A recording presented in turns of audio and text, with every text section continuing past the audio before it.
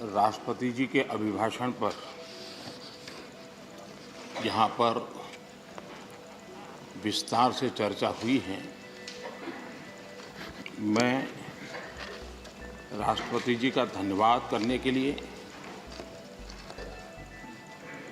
इस चर्चा में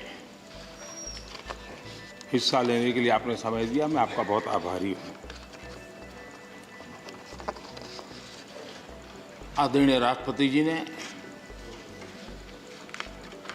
बीते दिनों कोरोना के इस कठिन कालखंड में भी देश ने चहुं दिशा में किस प्रकार से इनिशिएटिव लिए, देश के दलित, पीड़ित, गरीब, शोषित, महिला, युवा, उनके जीवन को सशक्तिकरण के लिए, उनके जीवन में बदलाव के लिए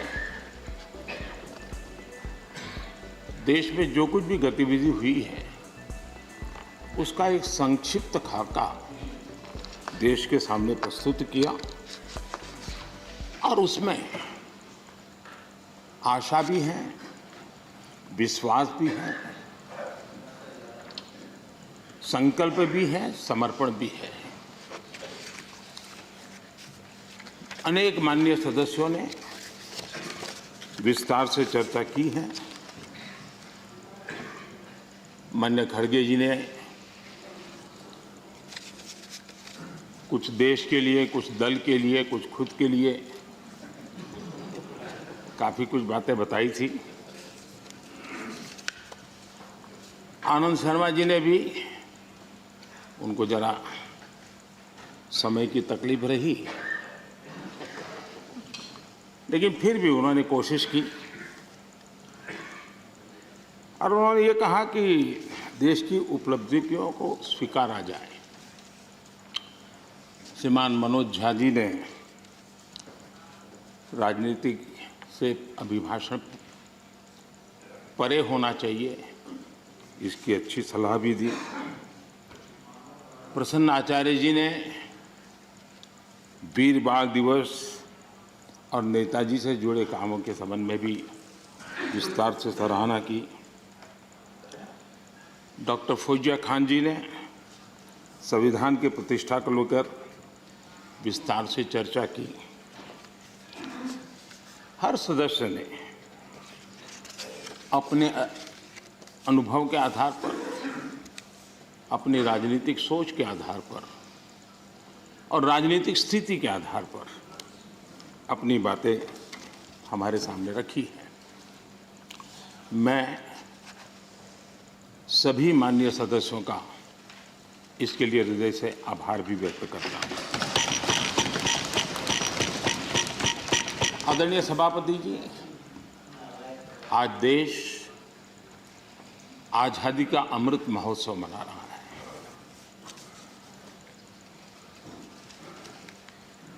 पचहत्तर साल का आजादी के कालखंड में देश को दिशा देने का, देश को गति देने का अनेक स्तर पर प्रयास हुए हैं और उन सब का लेखा जोखा लेकर के जो अच्छा है उसे आगे बढ़ाना, जो कमियां हैं उसको करेक्ट करना और जहां नए इनिशिएटिव लेने की आवश्यकता है वो नए इनिशिएटिव लेना। और देश जब आजादी के 100 साल मनाएगा तब हमें देश को कहां ले जाना है, कैसे ले जाना है, किन किन योजनाओं के सहारे हम ले जा सकते हैं, इसके लिए ये बहुत ही महत्वपूर्ण समय है।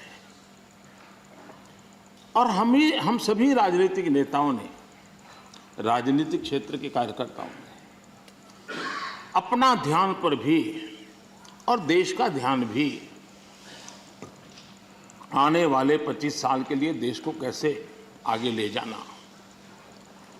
इसके लिए केंद्रित करना चाहिए। और मुझे विश्वास है कि उससे जो संकल्प उभरेंगे उस संकल्प में सबकी सामूहिक भागीदारी होगी,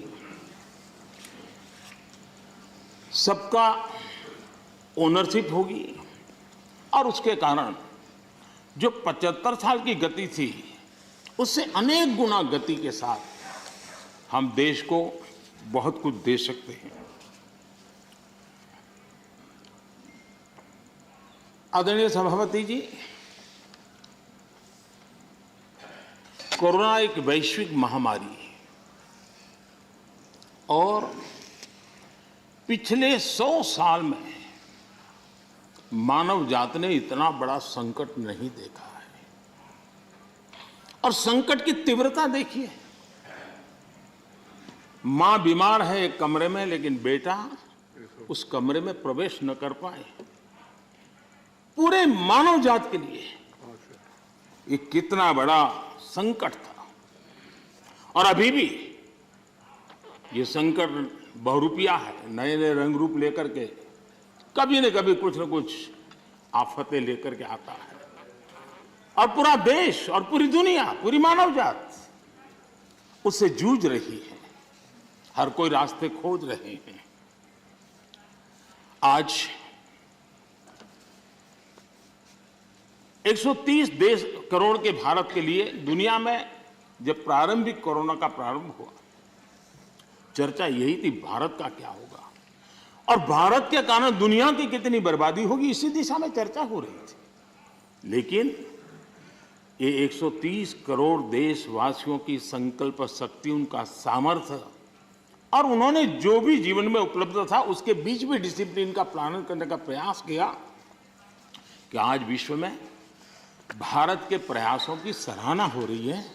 और इसका गौरव ये किसी राजनीतिक दल का कार्यक्रम नहीं था, ये अचीवमेंट देश का है, 130 करोड़ देशवासियों का है। अच्छा होता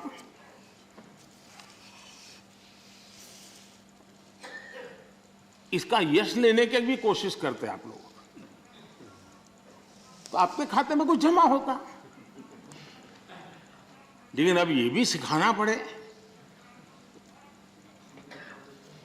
खैर,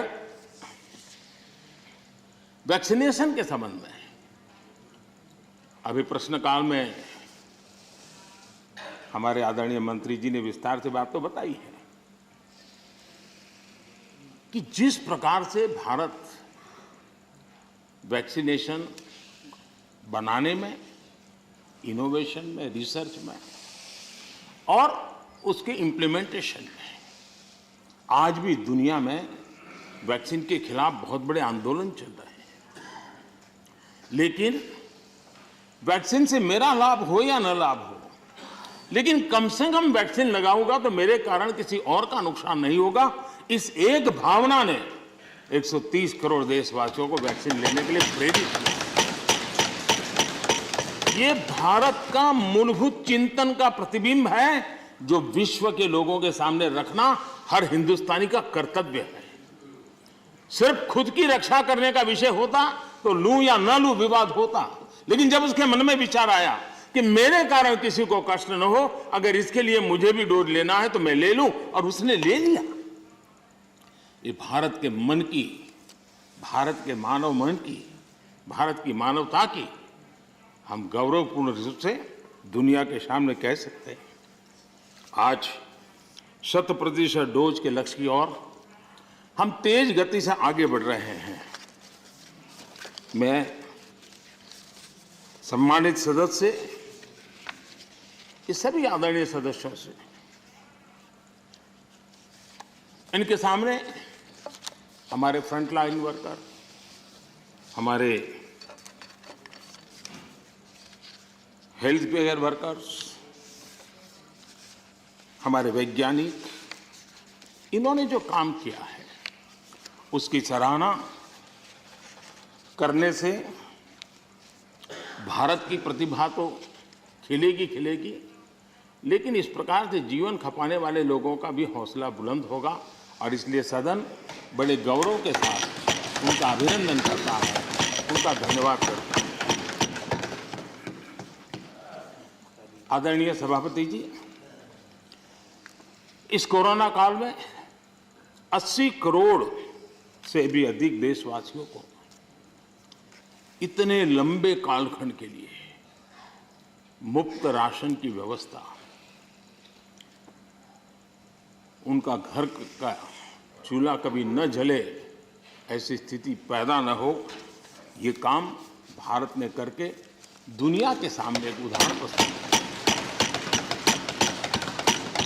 इसी कोरोना काल में जबकि अनेक कठिनाइयां थी, बंधन थे, उसके बावजूद भी प्रगति में रुकावटों की बार ऑब्स्टेकल के बीच भी लाखों परिवारों को, गरीबों को पक्का घर देने के अपने वादे की दिशा में हम लगातार चलते रहे और आज गरीब का भी घर खर्चा लाखों में होता है। जितने करोड़ों परिवारों को एक घर मिला है ना, हर गरीब परिवार आज लखपति कहा जा सकता है। आदरणीय सभापति जी, इसी कोरोना काल में 5 करोड़ ग्रामीण परिवारों को नल से जल पहुंचाने का काम करके एक नया रिकॉर्ड प्रस्थापित किया। इसी कोरोना काल में जब पहला लॉकडाउन आया तब भी बहुत समझदारी के साथ कईयों से चर्चा करने के बाद थोड़ा साहस की भी जरूरत थी कि गांव में किसानों को लॉकडाउन से मुक्त रखा जाए। निर्णय बड़ा महत्वपूर्ण था, लेकिन किया और उसका परिणाम ये आया कि हमारे किसानों ने कोरोना के इस कालखंड में भी बम्पर पैदावार की और एमएसपी ने भी रिकॉर्ड खरीदी करके नए विक्रम प्रस्थापित किए। इसी कोरोना काल में इंफ्रास्ट्रक्चर से जुड़े हुए कई प्रोजेक्ट्स पूरे किए गए, क्योंकि हम जानते हैं कि ऐसे संकट के काल में इंफ्रास्ट्रक्चर पर जो इन्वेस्टमेंट होता है वो रोजगार के अवसरों को सुनिश्चित करता है और इसलिए हमने उस पर भी बल दिया ताकि रोजगार भी मिलता रहे और सारे प्रोजेक्ट्स हम पूरे भी कर पाए। कठिनाइयां थी लेकिन उसको कर पाए। इसी कोरोना काल में चाहे जम्मू कश्मीर हो चाहे नॉर्थ ईस्ट हो, हर कालखंड में विस्तार से इसका विकास की यात्रा को आगे बढ़ाया गया और उसको हमने चलाया है। इसी कोरोना कालखंड में हमारे देश के युवाओं ने खेल जगत के हर क्षेत्र में हिंदुस्तान का तिरंगा, हमारा परचम फहराने में बहुत बड़ा काम किया, देश को गौरव दिया। आज पूरा देश, हमारे युवाओं ने खेल जगत में जिस प्रकार से प्रदर्शन किया है और कोरोना के इन सारे बंधनों के बीच उन्होंने अपनी तपस्या को कम नहीं होने दिया, अपनी साधना को कम होने नहीं दिया और देश को गौरव बढ़ाया है।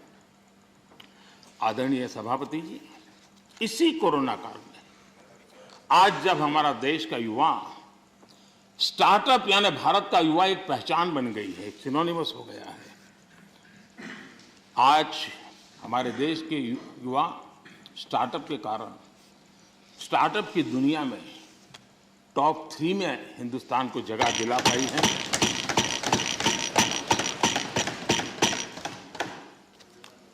आदरणीय सभापति जी, इसी कोरोना काल में चाहे COP26 का मामला हो, चाहे G20 समूह का क्षेत्र हो या चाहे समाज जीवन के अंदर अनेक विषयों में काम करना हो, चाहे दुनिया के 150 देशों को दवाई पहुंचाने की बात हो, भारत ने एक लीडरशिप रोल लिया है। आज भारत की इस लीडरशिप की दुनिया में चर्चा है, उसकी स्वीकृति है। आदरणीय सभापति जी, जब संकट का काल होता है, चुनौतियां अपार होती हो, विश्व की हर शक्ति अपने ही बचाव में लगी होती है, कोई किसी की मदद नहीं कर पाता है। ऐसे कालखंड में उस संकटों से बाहर निकालना, आज मुझे अटल बिहारी वाजपेयी जी की कविता के उन शब्द हम सबके लिए प्रेरणा दे सकते हैं। अटल जी ने लिखा था, व्याप्त हुआ बर्बर अंधियारा, व्याप्त हुआ बर्बर अंधियारा, किंतु चीरकर तम की छाती, किंतु चीरकर तम की छाती, चमका हिंदुस्तान हमारा। किंतु चीरकर तम की छाती, चमका हिंदुस्तान हमारा, शत शत आघातों को सहकर, शत शत आघातों को सहकर, जीवित हिंदुस्तान हमारा, जीवित हिंदुस्तान हमारा। जग के मस्तर पर रोली सा, जग के मस्तर पर रोली सा, शोभित हिंदुस्तान हमारा, शोभित हिंदुस्तान हमारा। अटल जी के शब्द आज के इस कालखंड में भारत के सामर्थ्य का परिचय कराते हैं। आदरणीय सभापति जी, इस कोरोना काल में सभी क्षेत्रों को रुकावटों के बीच भी आगे बढ़ने के लिए भरपूर प्रयास किए गए, लेकिन इसमें कुछ क्षेत्र थे जिस पर थोड़ा विशेष बल भी दिया गया, क्योंकि वो व्यापक जनहित में आवश्यक था, युवा पीढ़ी के लिए आवश्यक था। कोरोना काल में जिन विशेष क्षेत्रों पर फोकस किया, उसमें से मैं दो की चर्चा जरूर करना चाहूंगा। एक एमएसएमई सेक्टर, सबसे ज्यादा रोजगार देने वाला एक क्षेत्र है। हमने शिक्षित किया, उसी प्रकार से खेतीबाड़ी क्षेत्र, उसमें भी कोई रुकावट ना आए उसको निश्चित किया, और उसी की वजह से जैसे मैंने वर्णन किया, बम्पर क्रॉप हुआ, सरकार ने रिकॉर्ड खरीद भी की। महामारी के बावजूद गेहूं, धान की खरीदी के नए रिकॉर्ड बने। किसानों को ज्यादा एमएसपी मिला, और वो भी डायरेक्ट बेनिफिट ट्रांसफर की स्कीम के तहत मिला। पैसा सीधा उनके बैंक खातों में जमा हुआ। और मैंने तो पंजाब के लोगों के कई वीडियो देखे, क्योंकि पंजाब में पहली बार डायरेक्ट बेनिफिट ट्रांसफर से पैसा गया।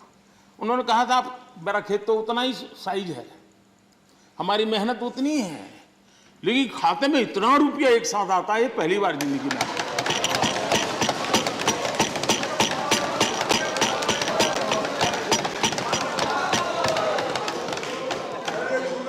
इससे संकट के समय किसानों के पास कैश की सुविधा रही। ऐसे कदमों से ही इतने बड़े सेक्टर को शॉक्स और डिसरप्शन से हम बचा पाए। इसी प्रकार से एमएसएमई सेक्टर, ये उन सेक्टरों में था जिसको आत्मनिर्भर भारत पैकेज का सबसे अधिक लाभ मिला। अलग अलग मंत्रालयों ने जो पीएलआई स्कीम लॉन्च की, उससे मैन्युफैक्चरिंग को बल मिला। भारत अब लीडिंग मोबाइल मैन्युफैक्चरर बन गया है, और एक्सपोर्ट में भी उसका योगदान बढ़ रहा है। ऑटोमोबाइल और बैटरी, इस क्षेत्र में भी पीएलआई स्कीम उत्साहजनक परिणाम दे रही है। जब इतने बड़े स्तर पर मैन्युफैक्चरिंग, और वो भी ज्यादातर एमएसएमई सेक्टर के द्वारा होता है, तो स्वाभाविक है दुनिया के देशों से ऑर्डर भी मिलते हैं, ज्यादा अवसर भी मिलते हैं। और सत्य ये है कि इंजीनियरिंग गुड्स जो बड़ी मात्रा में एमएसएमई बनाते हैं, इस समय जो एक्सपोर्ट का आंकड़ा बड़ा बना है, उसमें ये इंजीनियरिंग गुड का भी बहुत बड़ा योगदान है। ये भारत के लोगों के कौशल्य का और भारत के एमएसएमई की ताकत को प्रदर्शित करता है।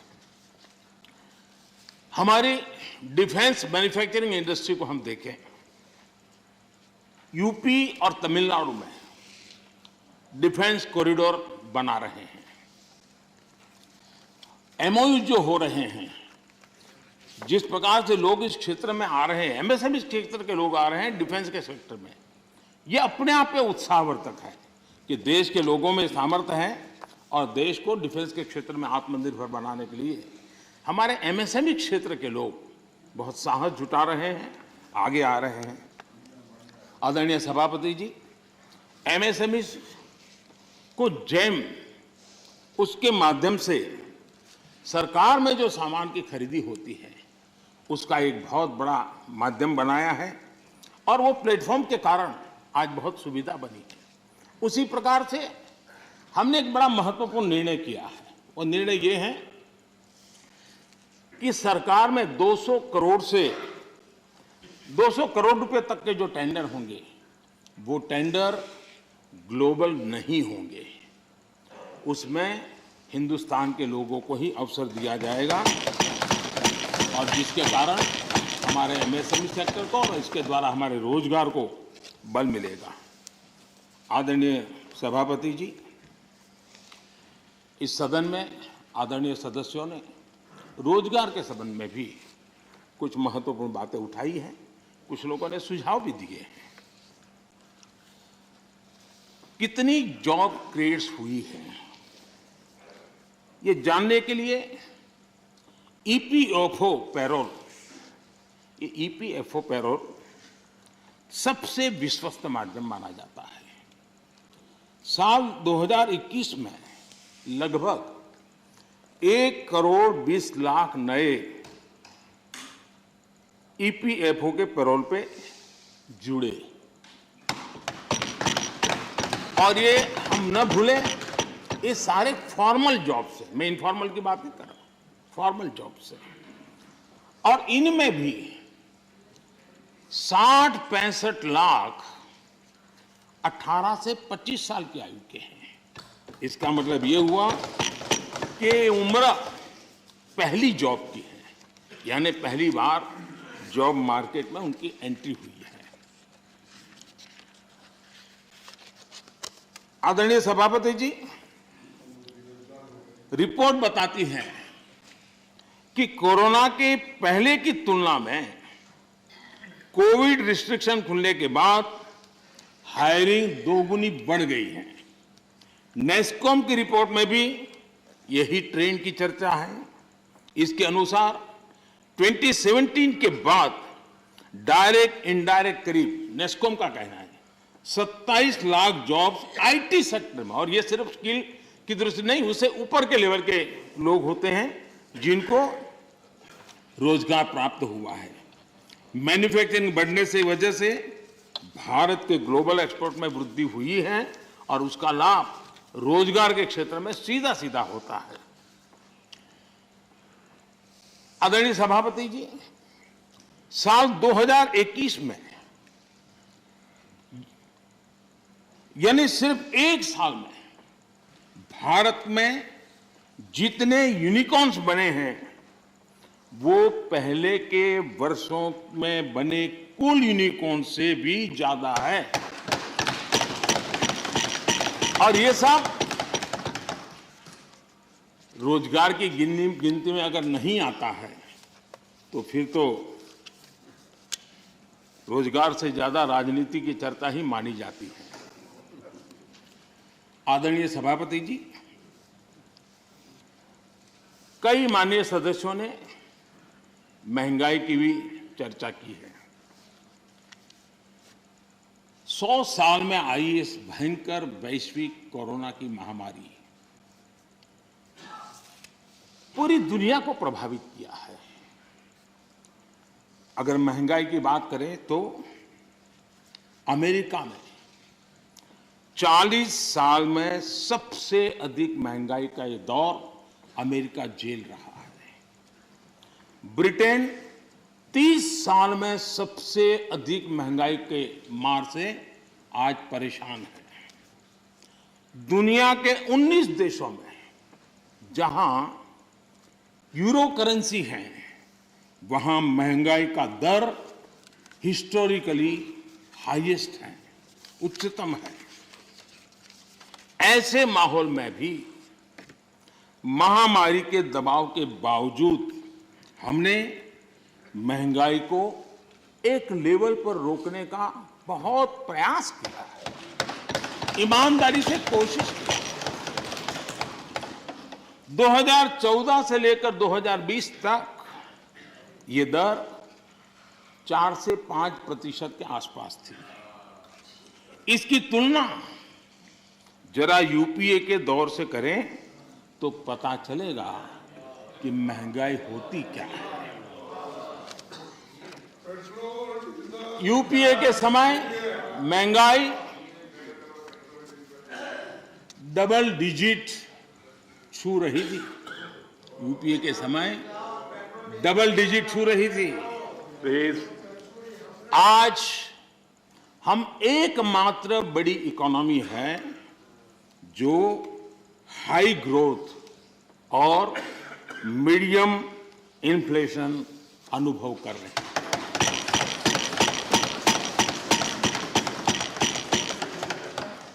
बाकी दुनिया की इकोनॉमी को देखें तो वहां की अर्थव्यवस्थाओं में या तो ग्रोथ स्लो हुई है या फिर महंगाई दशकों के रिकॉर्ड तोड़ रही है। आदरणीय सभापति जी, इस सदन में कुछ साथियों ने भारत की निराशाजनक तस्वीर पेश की और पेश करने में आनंद आ रहा था, ऐसा भी लग रहा था। मैं जब इस प्रकार की निराशाएं देखता हूं तो फिर मुझे लगता है कि सार्वजनिक जीवन में उतार चढ़ाव आते रहते हैं, जय पराजय होता रहता है। उससे छाई हुई व्यक्तिगत जीवन की निराशा कम से कम देश पर नहीं थोपनी चाहिए।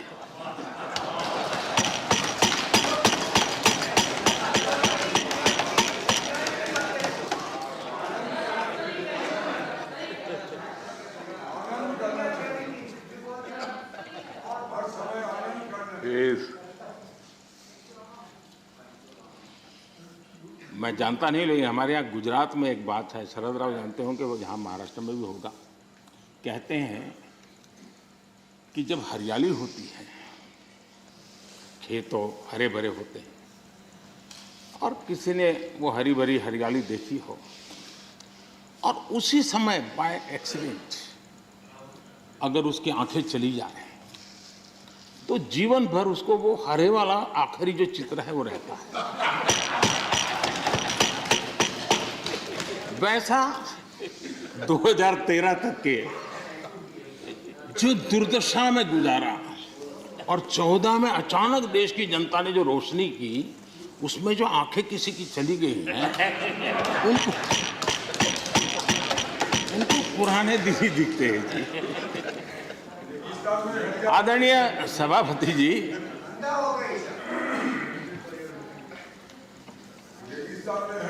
हमारे यहाँ शास्त्रों में कहा गया है, महाजनों येन गतः स पंथाः, अर्थात महाजन लोग, बड़े लोग जिस पथ पर जाते हैं वही मार्ग अनुकरणीय होता है। मैं आदरणीय सभापति जी इस सदन में एक बात करना चाहता हूं।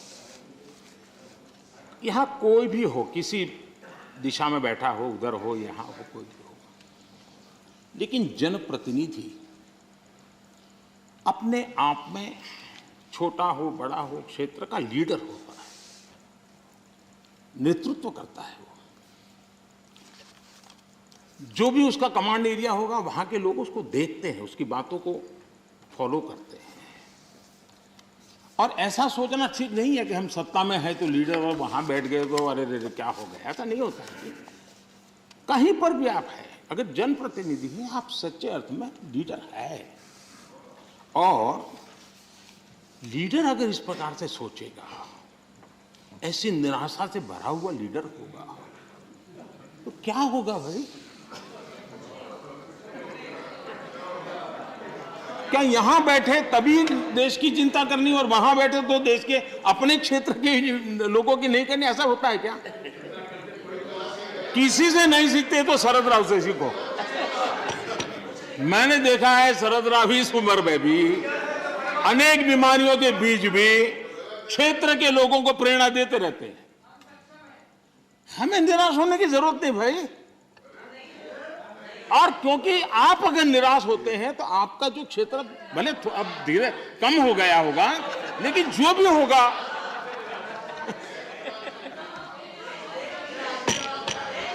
ये बैठ के रनिंग कमेंट्री करना उचित नहीं है, पद्धति में नहीं।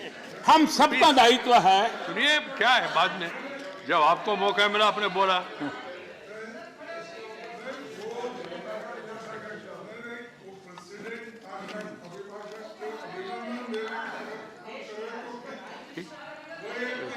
ठीक है, ठीक है, करके जी आपको बुलाया। ठीक ठीक, नहीं ये तो ये रिकॉर्ड में जाएगा नहीं। ये रिकॉर्ड में नहीं जा रहे, अननेसेसरी।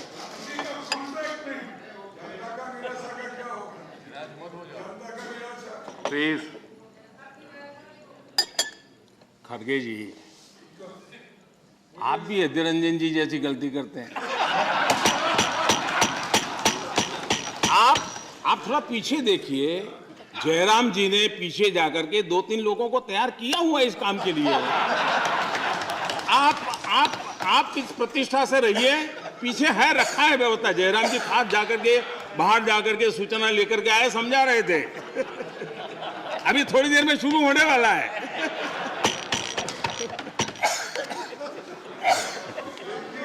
आप सम्मानीय नेता है।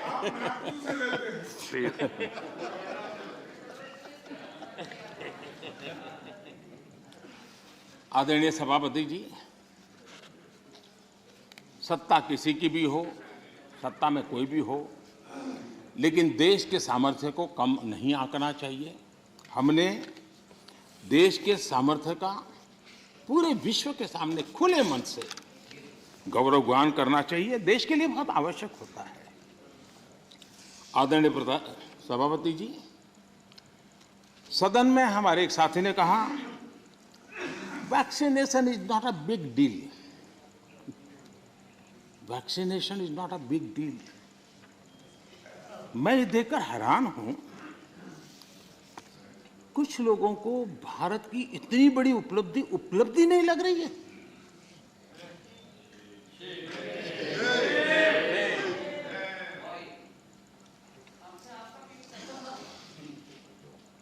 एक साथी ने यह भी कहा कि टीकाकरण पर व्यर्थ खर्च हो रहा है। ये देश सुनेगा तो क्या लगेगा ऐसे लोगों के लिए?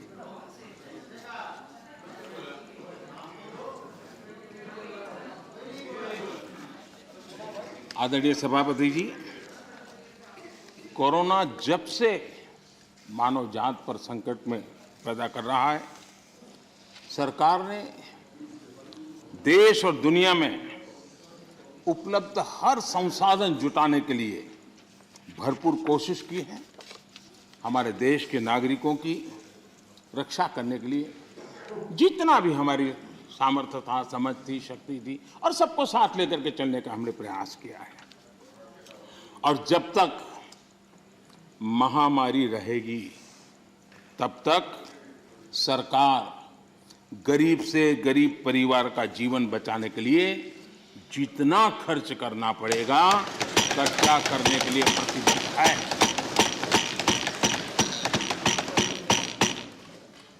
लेकिन कुछ दल के बड़े नेता बीते 2 सालों में उन्होंने जो अपरिपक्वता दिखाई है उससे देश को भी बहुत निराशा हुई है। हमने देखा है कि कैसे राजनीतिक स्वार्थ में खेल खेले गए हैं। भारतीय वैक्सीन के खिलाफ मुहिम चलाई गई। थोड़ा सोचिए, जो पहले आपने कहा था आज जो हो रहा है उसको थोड़ा दोनों साथ मिलाकर देखिए। हो सकता है सुधार की संभावना हो तो कुछ काम आ जाएगा। आदरणीय सभापति जी, देश की जनता जागरूक है और मैं देश की जनता का अभिनंदन करता हूं कि उनके हर छोटे मोटे नेताओं ने ऐसी गलती की तो भी उसने इस संकट के समय ऐसी बातों को कान पर लिया नहीं और वैक्सीन के लिए कतार में खड़े रहकर के वैक्सीन दे दी। अगर ये ना हुआ होता तो बहुत बड़ा खतरा हो जाता। लेकिन अच्छा हुआ, देश की जनता कुछ नेताओं से भी आगे निकल गई। ये देश के लिए अच्छा है। आदरणीय सभापति जी, इस पूरा कोरोना कालखंड एक प्रकार से फेडरल स्ट्रक्चर का उत्तम उदाहरण मैं कह सकता हूं। 23 बार शायद किसी एक प्रधानमंत्री को एक कार्यकाल में मुख्यमंत्रियों की इतनी मीटिंग करने का अवसर नहीं आया होगा। मुख्यमंत्रियों के साथ 23 मीटिंगें की गई और विस्तार से चर्चाएं की और मुख्यमंत्रियों के सुझाव और भारत सरकार के पास जो जानकारियां थी उसमें मिलजुल करके, क्योंकि इस सदन में राज्यों से जुड़े हुए वरिष्ठ नेता यहां बैठे हैं और इसलिए मैं ये कहना चाहूंगा, ये अपने आप में बहुत बड़ी घटना है। 23 मीटिंगें करना इस कालखंड में और विस्तार से चर्चा करके रणनीति बनाना और सबको ऑन बोर्ड लेकर के चलना, और चाहे केंद्र सरकार हो, राज्य सरकार हो या स्थानीय स्वराज की संस्था की इकाइयां हो, सबने मिलकर के प्रयास किया है। हम किसी की योगदान को कम नहीं आंकते हैं, हम तो इसको देश की ताकत मानते हैं। लेकिन आदरणीय सभापति जी, कभी आत्मचिंतन करने की जरूरत है कुछ लोगों को। जब कोरोना की ऑल पार्टी मीटिंग बुलाई गई, सरकार की तरफ से विस्तार से प्रेजेंटेशन देना था और एक तरफ से कोशिश की गई कि कुछ दल न जाए, उनको समझाने की कोशिश हुई और खुद भी नहीं आए, ऑल पार्टी मीटिंग का बहिष्कार किया। और मैं शरद राव जी का फिर से आभार व्यक्त करना चाहूंगा।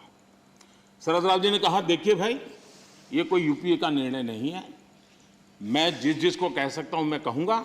और शरद राव जी आए, बाकी टीएमसी सहित सभी दल के लोग आए और उन्होंने अपने बहुमूल्य सुझाव भी दिए। ये संकट देश पर था, मानव जात पर था, उसमें भी आपने बहिष्कार किया। ये पता नहीं आपके एडवाइजर कौन है जी, कौन कहां से आप सलाह लेके आते हैं, आपका भी नुकसान कर रहे हैं जी। देश रुका नहीं, देश चल पड़ा, आप अटक गए और हर एक को आश्चर्य हुआ। सब लोग, आप दूसरे दिन के अखबार देख लीजिए, क्या आपकी आलोचना हुई है, क्यों ऐसा किया, इतना बड़ा काम। लेकिन आदरणीय सभापति जी, हमने होलिस्टिक हेल्थ केयर पर फोकस किया। आधुनिक चिकित्सा परंपरा, भारतीय चिकित्सा पद्धति, दोनों को आयुष मंत्रालय ने भी समय बहुत काम किया। सदन में कभी कभी ऐसे मंत्रालयों की चर्चा भी नहीं होती है, लेकिन ये देखना होगा, आज विश्व में हमारे आंध्र तेलंगाना के लोग बताएंगे, हमारी हल्दी का एक्सपोर्ट जो बढ़ रहा है, वो इस कोरोना ने लोगों को भारत की उपचार पद्धति पर आकर्षित किया, उसका परिणाम है। दुनिया के लोगों, आज कोरोना कालखंड में भारत ने अपने फार्मा उद्योग को भी सशक्त किया है। पिछले 7 साल में हमारा जो आयुष का उत्पादन है, उसका एक्सपोर्ट बहुत बड़ा है और नए नए डेस्टिनेशन में पहुंच रहा है। इसका मतलब कि भारत की जो ट्रेडिशनल मेडिसिन है, उसने विश्व में अपनी एक पहचान बनाना शुरू किया है। मैं चाहता हूं कि हम सब लोग जहां जहां हमारा परिचय हो इस बात को बल दें, क्योंकि इस क्षेत्र हमारा दबा हुआ है।